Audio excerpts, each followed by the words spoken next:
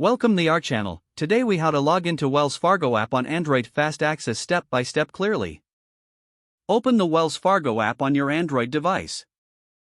If you haven't installed the app yet, visit the Google Play Store and download it. Once the app opens, you will see the login screen. Enter your username in the designated field. Next, input your password carefully. Ensure that you have a stable internet connection.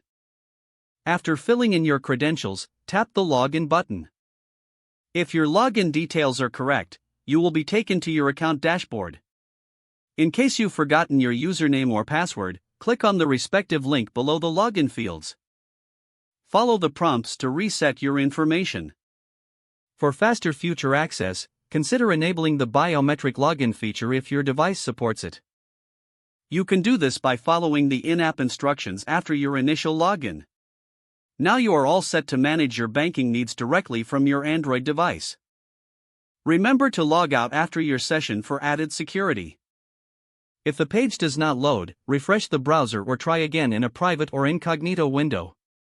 Make sure you are using the correct email address, then retype it carefully to avoid small typos. If your password is not accepted, use the reset option and create a new strong password you can remember. Check your spam folder for verification or security emails, then complete any requested confirmation steps. Enable two-factor authentication if available to improve account security and reduce unauthorized access risk. After signing in, review your profile details so your contact information and settings are accurate and current. If you see an error message, note it down and try again after restarting your device and internet connection.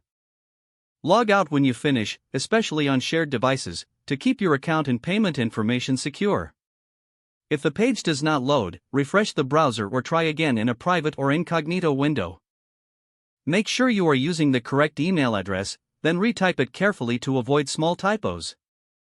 If your password is not accepted, use the reset option and create a new strong password you can remember.